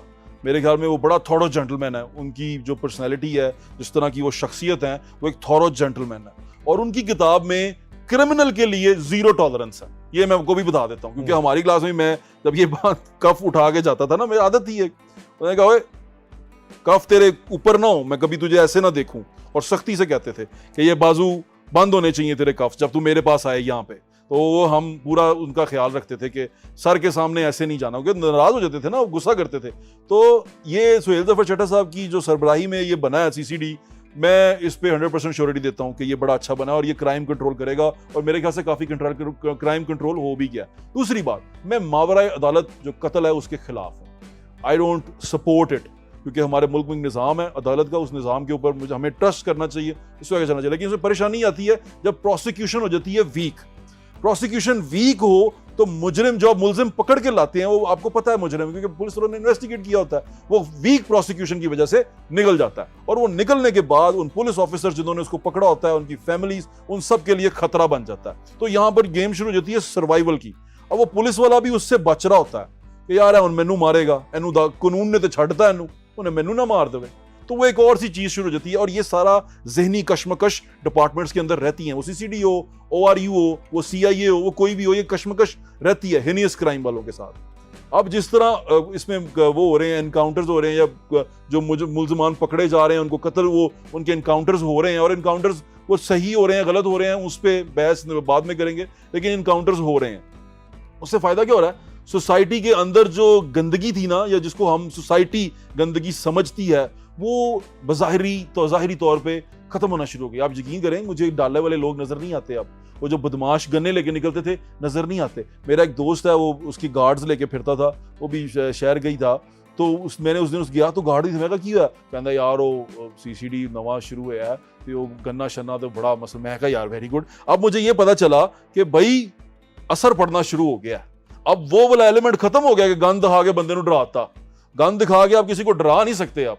तो ये एक बड़ा एक कॉन्फिडेंस होता है जो मेरे ख्याल से लोगों में आया है इस डिपार्टमेंट के आने एक पॉइंट ले लें। जी साथियों की फायरिंग से डाकू हलाक, जी ठीक है। हाँ, इसकी नौबत क्यों आती है? जो आपने बात की प्रोसिक्यूशन वीक होने की, जो क्रिमिनल है, चोर है, डाकू है, कातिल है, उसके पास तो अन्ना पैसा है, वो तो खर्च करेगा, बड़े से बड़ा वकील करेगा। अब जो उसका मुतासरा बेचारा शख्स है, उसका तो पहले ही कत्ल हुआ है, वो तो पहले लुटा पुटा है, उसके पास तो इतने पैसे नहीं है कि प्रोसिक्यूशन को तगड़ा कर सके। जी सही। एम आई राइट सर? आप ठीक है, इस पे रोशनी डाल। आप बिल्कुल ठीक कह रहे हैं। वो यहाँ पर प्रॉब्लम ही यही है कि जो जालिम है वो जालिम भी है और दौलत वाला भी है। अब वो अपनी दौलत का इस्तेमाल इतना बेजा करता है कि वो बहुत सारी चीजों को खरीद लेता है, बहुत सारी ऐसी चीजों को खरीद लेता है जिनको बिकाऊ नहीं होना चाहिए, वो भी खरीद लेता है। तो जब वो ऐसा करता है तो फिर जो मजलूम आदमी है वो यही देख रहा होता है कि यह क्या करे। कहते हैं ना, अल्लाह की लाठी बेआवाज होती है। बाज दफा इंसाफ किसी थ्रू से मिल जाता है, बाज दफा किसी रास्ते से मिल जाता है। इंसाफ मिलना चाहिए, जो बंदा इफेक्टी है या जिसको मजलूम है उसको इंसाफ मिलना। कराची के अपार्टमेंटों से डेड बॉडियां मिल रही हैं, और आर्टिस्टों की, और एक बड़ी लेजेंडरी आर्टिस्ट आयशा खान, वो कितने दिन पुरानी लाश उनकी निकल आई, पुरानी। उसके बाद ये अब कोई पता चल रहा है कोई 8-9 माह पुरानी लाश है, ये खातून हुमैरा असगर की निकल आई। ये यहाँ की रिहायशी है ग्रीन टाउन जी, और ये चली गई वहाँ पे और अपना फ्यूचर बनाने, और अब आगे पता नहीं क्या क्या कहानियां निकल रही हैं, किस हालत में। आपको डॉक्टर वो नहीं याद, आमिर लियाकत, वो भी बेचारे इसी तरह डेड थे ऐसे अपने घर में। ये हमारी बेहिसी है, हमारी सोसाइटी की बेहिसी है, ये मुआशरे की बेहिसी है, हमारे रिश्तों में बेहिसी है। आपको भजन आपके हम यार दोस्त हैं, अब गली के यार दोस्त हैं, मेरे साथ मेरे यार दोस्त पुराने ही हैं, जो बचपन के मेरे यार दोस्त वही। हम हर रोज एक दूसरे को फोन करते हैं, ग्रुप में हर रोज एक दूसरे को छेड़ते हैं, एक दूसरे से कनेक्शन में रहते हैं ना। आपके पुराने यार दोस्त, आपके वालिदैन, आपके बहन भाई रोज आपसे पूछते हैं। हाँ, मेरी वालदा का फोन रोज आता है, मेरे वालिद साहब जिंदा थे, हयात थे, रोज फोन करते थे बाहर जाने के बाद, लगे मिल के गया हूँ, 2 घंटे गुजरे हैं, 8-9 बजे दोनों का फोन आता था। हाँ ठीक है, कितने किदों आ रहे हैं, चीज़ां लैंदा ही इस तरह करदा ही। वो ये तमाम राब्ते आपकी फैमिलियों में ही होते हैं, दोस्त यार कुछ ही होते हैं जो आपके साथ होते हैं। इसका मतलब वो खातून भी बहुत तन्हा थी, जिनकी फैमिली तक उनसे राब्ता नहीं कर सकी, ढूंढने नहीं गई, 6 महीने में ढूंढने नहीं गई किसी को। भजन आपका कोई प्यारा मेरा यार दोस्त ही हो, वो मुझसे 2 हफ्ते बात ना करे, तीसरे हफ्ते मैं लबन टुर पाऊंगा, तो किथे गया यार उन्हें लबो, वो किथे उन्हें फोन किया सी 2 हफ्ते हो गए ने, नजर नहीं आ रहा की होया। बंदा पूछने चला जाता है भजन कि किसी को पूछ लो यार, इत्थे रहिंदा सी, इत्थे करदा सी, किथे चला गया। तो ये हमारी बेहिसी है जो हमारी सोसाइटी के अंदर आ चुकी हुई है कि हमने पूछना ही छोड़ दिया, मोबाइल के अंदर ही गुम हो गए। वो स्टेटस आप अपडेट होया दे देना, ये चीज खुश हो जाने कि चलो ठीक है। वो स्टेटस वाले भी ਉਹਦੇ ਕੋਲ नहीं गया। आयशा खान के बारे में भी यही है, इतनी लेजेंडरी फनकारा थी, बड़ी फनकारा थी, वो हमारे मुल्क का असासा थी। मैं देखता था उनको, उनके साथ भी जो हुआ कि उनको कोई पूछने तक नहीं गया, बच्चे ने फोन नहीं किया, आके देखा तक नहीं। मां ਨੂੰ पूछ ही लो यार भाजन, हमारे बुजुर्ग बूढ़े हो जाए ना, मैं घर नहीं छोड़ के जाता अकेला, कि कला ना छड़ के जाओ, ताड़ी मेहरबानी। मैं अपनी वालदा से भी कहता हूँ, माँ जी तुसी किसी एक नूं नाल रखो, हमेशा अपने कोल रखो।